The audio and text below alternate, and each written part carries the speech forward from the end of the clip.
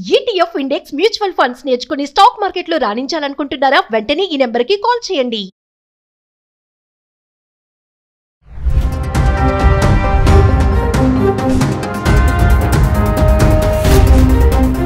Hi hello నమస్తే, welcome back to Suman TV. Present మనతో పాటు ఉన్నారు chairman of national security studies UGC centre for human security studies founder and executive director Kanneganti Ramesh Babu గారు. నమస్తే sir. నమస్తే నవీన్ గారు. సార్, యుఎస్ఏలో ఇప్పుడు భారతీయుల్ని రికార్డు స్థాయిలో డిపోర్ట్ చేస్తున్నారు. అంటే ఇల్లీగల్ ఇమిగ్రెంట్స్ అందరినీ ఏరి పారేస్తున్నాడు అనుకోవచ్చు.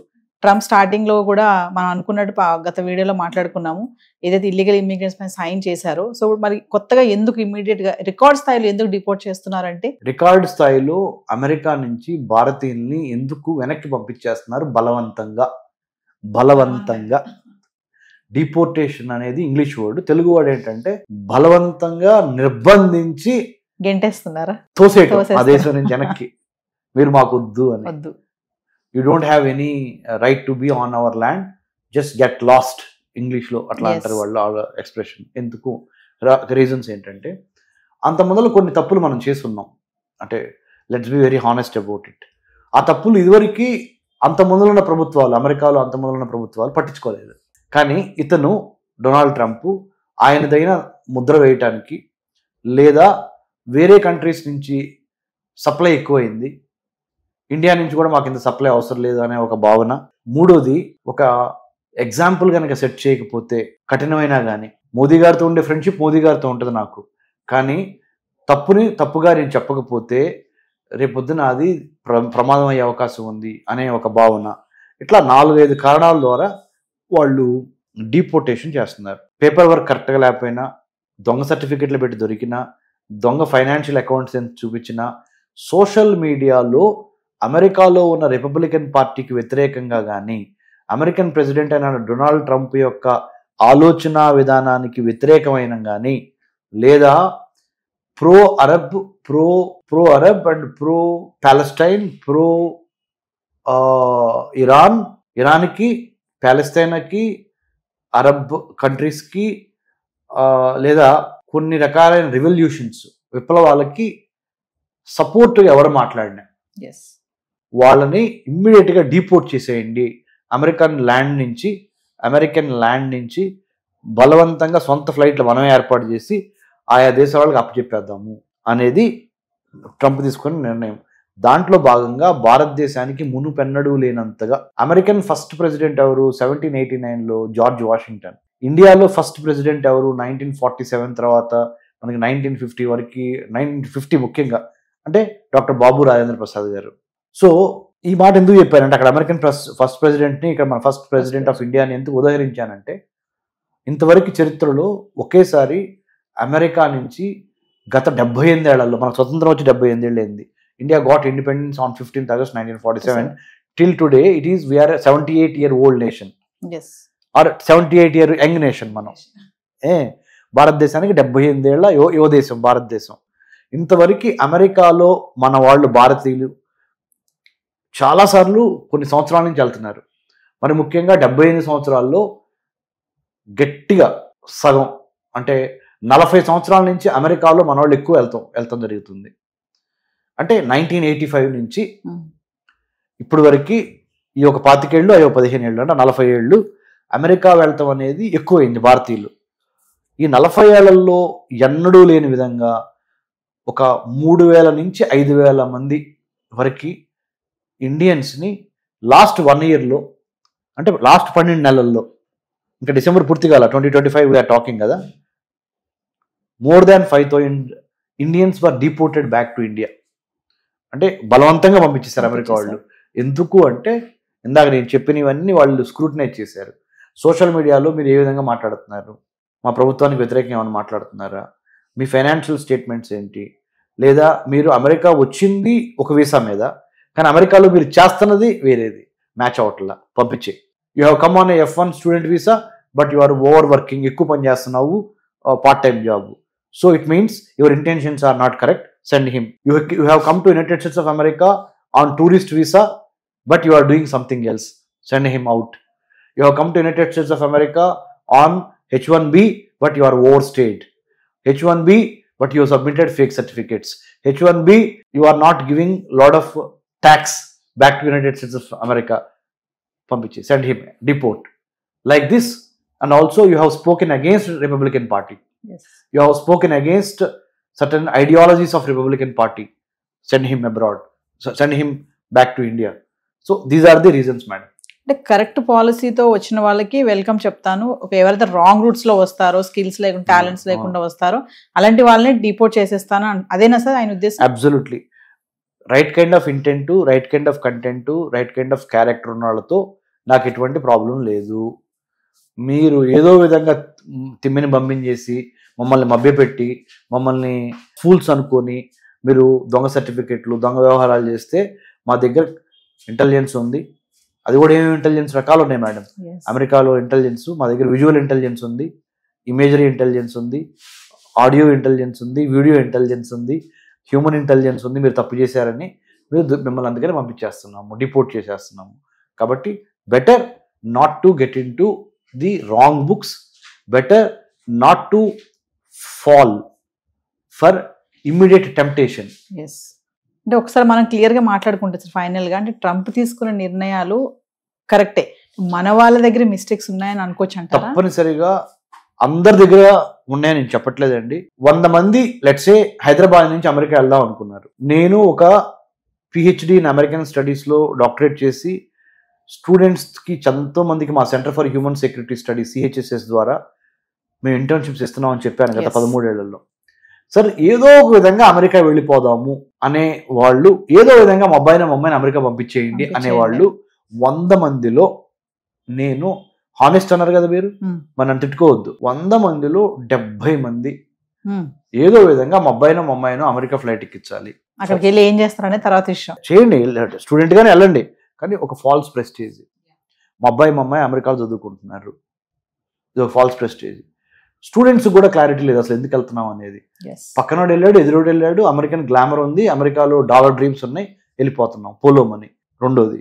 మూడో కారణము దొంగ సర్టిఫికెట్లు, ఫైనాన్షియల్ చార్టెడ్ అకౌంటెంట్ ని వాళ్ళని మేనేజ్ చేసి, కంపెనీ సెక్రటరీలు మేనేజ్ చేసి, fake documents, fake bank statements, fake authorisations, 100కి 70 అని చెప్తాను, నేనే చెప్తున్నా. మీరు అడిగారు కదా హానెస్టీ. 30 మంది మాత్రమే right kind of intentions, right kind of content, right kind of mind సెట్తో వెళ్తున్నారు. సో మైండ్ సెట్లో మనం మార్చుకోవాల్సిన అవసరం ఉంది. ఎప్పుడైతే ఆ 70 ఇటుపడాలి అంటే right kind of mind set రావాలి. ఆ 30 ఇంకెడు తిరిగి ఎప్పుడైనా వెళ్ళి ఏదో ఒకటి అంటే. ఇంకోటి ఏంటంటే, మా దగ్గర మా పిల్లలు డబ్బు కొనేద్దాము, మా దగ్గర డబ్బు ఉంది, ఇన్వెస్ట్మెంట్ చేయగలము, నేను I wanted to send him for the social status. Please don't do that. If there is no requirement to send him abroad, don't send him abroad. Make your country great by giving and staying here. But at the same time, I am not saying you should not send your daughter or son to abroad.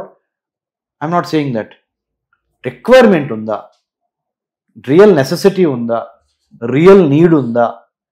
Student మా అమ్మాయిని America పంపిస్తే, లేకపోతే వేరే కంట్రీస్కి పంపిస్తే, అక్కడ mind సెట్కి, అక్కడ కల్చర్కి, అక్కడ ఎడ్యుకేషన్ సిస్టమ్కి కావాల్సిన ప్రిపరేషన్ నేను చేశానా చేయలేదా? అంటే శాంతి సమయంలోనే యుద్ధానికి ప్రిపేర్ అవ్వాలి కదా, శాంతి సమయంలోనే యుద్ధానికి సన్నద్ధం కావాలి. యుద్ధం వచ్చినప్పుడు కత్తి పెట్టుకొని యుద్ధం చేయాలా అంటే చేయలేరు. కాబట్టి ప్రాపర్ ఓరియంటేషన్ ఇచ్చి, ప్రాపర్ గైడెన్స్ ఇచ్చి, proper discipline, determination and values చాలా important madam. In the age of artificial intelligence values important. Values అంటే ఏంటి? నా దేశము, నా తల్లి, నా కుటుంబము, నా సమాజము, నా ఊరు, నా స్కూలు, నా కాలేజీకి నేను ఎంతో కొంత చేయాలి అనే ఒక వాల్యూ. ఇంకొకటి, కష్టమైనా సరే, 4 రోజులు లేట్ అయినా సరే, నేను కష్టపడి మాత్రమే అమెరికా వెళ్తాను, ఆ అమెరికా చదువుని నేను కొనను. I don't want to buy American education. If there is a need to study in America, I will evaluate why I need to study, when should I study, how much should I study, why am I going there, what is the purpose of me going to United States of America. First question is, what is the purpose? మీ ఉద్దేశం ఏంటి? మీ intent, what is the intent? Why do you wanted to go to United States which you don't get in India? ఇండియాలో లేనిది ఏంటి, అమెరికాలో వస్తున్నది ఏంటి? దానికి అన్ని మీ స్ట్రెంగ్త్, మీ వీక్నెస్, మీ ఆపర్చునిటీ, మీ థ్రెట్, స్వాట్ అనాలిసిస్ అంటారు, SWOT, అది చేసుకున్న తర్వాత మాత్రమే వెళ్ళాలి. అందుకనే నా దగ్గరికి ఎక్కువ మంది స్టూడెంట్స్ రారు. ఎందుకంటే మీరు అన్నట్టుగా నేను ఓపెన్గా సబ్జెక్టివ్ కాదు ఆబ్జెక్టివ్గా ఉన్నది ఉన్నట్టు మాట్లాడుతున్నాను. కాబట్టి నా దగ్గరికి అమెరికా వెళ్ళే స్టూడెంట్స్ చాలా తక్కువ మంది వస్తారు. పేరెంట్స్ కూడా నా దగ్గరికి పంపించరు. వాళ్ళకి చక్కగా స్వీట్గా మాటలు చెప్పి షుగర్ కోటింగ్ ఇచ్చి మీరు అమెరికాలో అది చేస్తారు ఇది చేస్తారు అనే కన్సల్టెన్సీస్ కొన్ని వందలు ఉన్నాయి. ఆ కన్సల్టెంట్ మాయలో పడి వాళ్ళకి ఫీజు చెల్లించుకొని కట్టలేనన్ని లోన్స్ తయారవుతుంది. మీకు తెలుసా? మా నాన్నగారు ఒక వ్యవసాయ కూలి. నేను డిగ్రీ వరకు తెలుగు మీడియంలో చదువుకున్నా. ఇంటర్మీడియట్ తప్పినోడిని. ఒక్కసారి ఇంటర్మీడియట్ తప్పిన తర్వాత టాప్ చేశాను. BA, MA, MPhil, PhD in American studies, post doctorate from Israel and United states. కష్టపడి స్కాలర్షిప్ సంపాదించి వెళ్ళా. నేను మళ్ళీ అదే చెబుతున్నా పేరెంట్స్కి, దయచేసి మీ అబ్బాయినో మీ అమ్మాయినో వాళ్ళు సరిగ్గా అన్నం తినట్లేదు, లేకపోతే సరిగ్గా అలుగుతున్నారు, పంపించకపోతే ఏడుస్తున్నారు, మన దగ్గర డబ్బులు ఉన్నాయి కదా, మన దగ్గర ఆస్తులు ఉన్నాయి కదా, తాకట్టు పెట్టి ఎడ్యుకేషన్ లోన్ తీసుకొని పంపిద్దాము, ఇది మానేయండి. ఎందుకు చెప్తున్నానంటే ఎడ్యుకేషన్ లోన్ అనేది ఒక పెద్ద ఉరితాళ్లాగా అమెరికాలో కానీ ప్రపంచంలో యూరోప్లో కానీ ఇమ్మీడియట్గా చదువైపోగానే ఉద్యోగాలు రావటం లేదు. దయచేసి దూరపు కొండలు నులుపు ఎక్కడే కూర్చోబెట్టి కావాల్సిన సరైన నాలెడ్జ్, స్కిల్, యాటిట్యూడ్, విల్లు అన్నీ ఇచ్చి అప్పుడు యుద్ధంలోకి పంపించండి, ఒక అడుగు లేట్ అయినా.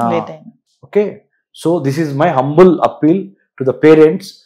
తెలుగులోనే చెప్తాను, సుమన్ టీవీ చూస్తున్న మన 2 రాష్ట్రాల్లో ఉన్న తెలుగు ప్రజలందరిలో తల్లిదండ్రులకి నేను చెప్పేది ఏంటంటే, త్వరపడి మీ అబ్బాయినో మీ అమ్మాయినో అమెరికానో విదేశాల్లో ఎడ్యుకేషన్ లోన్ తీసుకొని పంపించొద్దు. దయచేసి మెరిట్ స్కాలర్షిప్స్ వెతకండి.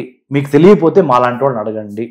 మెరిట్ స్కాలర్షిప్స్ ద్వారా మీ అబ్బాయి మీ అమ్మాయి అసలు ఈ ప్రపంచ పోటీ రంగంలో ఏ స్థాయిలో ఉన్నారో తెలుసుద్ది. వాళ్ళకు కూడా విలువ తెలుసుద్ది, మీరు పెట్టే లక్షల విలువ. బీటెక్ చదవడానికి 1 yearకి స్టాన్ఫోర్డ్ యూనివర్సిటీలో ఒక 1 crore అండి ఫీజు. నార్మల్ మిగతా యూనివర్సిటీస్ లో 70 లక్షలు, 40 లక్షలు, 30 లక్షల దగ్గర నుంచి స్టార్ట్ అయ్యి ₹1 కోటి వరకు ఉంది ఒక సంవత్సరం. అన్ని కోట్లు పెట్టాల్సిన అవసరం ఏంటండి? మళ్ళీ టెన్షన్, నా కొడుకు ఎట్లా ఉన్నాడు, నా కూతురు ఎట్లా ఉంది, గన్ వైలెన్స్ ఎక్కువైంది అమెరికాలో, రోడ్ యాక్సిడెంట్స్ ఎక్కువైనాయి, క్రైమ్స్ ఎక్కువైనాయి. ఇవి కాకుండా ఉద్యోగం వచ్చిద్దా అనే గ్యారంటీ ఉందా? లేదు. సెక్యూరిటీ లేదు. లేదు.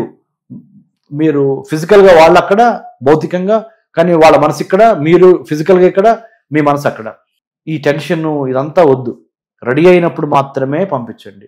ఇప్పుడు ఇదివరకు మనకి అనేవాళ్ళు పెళ్లికి ఒక వయసు వచ్చి రెడీ అయినప్పుడు మాత్రమే చేయండి అని.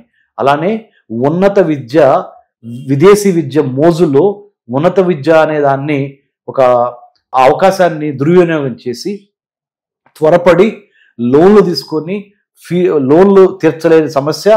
ఎంతమంది పేరెంట్స్ నాకు ఫోన్ చేస్తున్నారంటే, సార్ మేము లోన్ తీసుకొని పంపించాం సార్, 2 semesters 3 semesters వరకు బాగానే ఉంది సార్, అతనికి అక్కడ ఒంట్లో బాగా తిరిగి వచ్చేసాడు, మరి లోన్ తీసుకొని నాకు కట్టలేకపోతున్నాము, అతనికి ఏమో ఉద్యోగం సరిగ్గా అందట్లేదు, ఏం చేయాలి? ఇది ఒకటి. ఇంకోటి చెప్తానండి మేడం, బ్యాంక్స్ కొన్ని లోన్స్ ఇస్తున్నాయి మ్యాచింగ్ గ్రాంట్ కండిషన్తో. మీరు నా దగ్గర ₹50 అడిగారు అనుకోండి లోను, మీరు కూడా ₹50 పెట్టుకుంటే అప్పుడు ₹100, మీ 50 నా 50. బ్యాంక్ ₹50 ఇస్తుంది, మీరు పెట్టుకునే పరిస్థితుల్లో లేరు ఆ ₹50. అందుకని ఒక్కోసారి మధ్యలో ఇరుక్కుపోతున్నారు స్టూడెంట్స్.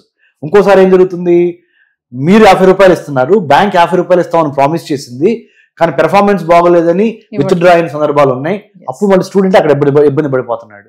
సో దూరపు కొండలు నునుపు. అట్లని మిమ్మల్ని నేను అసలే అమెరికా వెళ్ళొద్దు, విదేశాలు వెళ్ళొద్దు అని చెప్పట్లేదు. కష్టపడి కడుపులో కసితో చదువుకొని టాలెంట్తో స్కాలర్షిప్ కొట్టి వెళ్ళటానికి నెంబర్ 1 ప్రయారిటీ ఇవ్వండి. Not education loan, not mortgaged assets. Thank you, Naveen గారు. జై హింద్.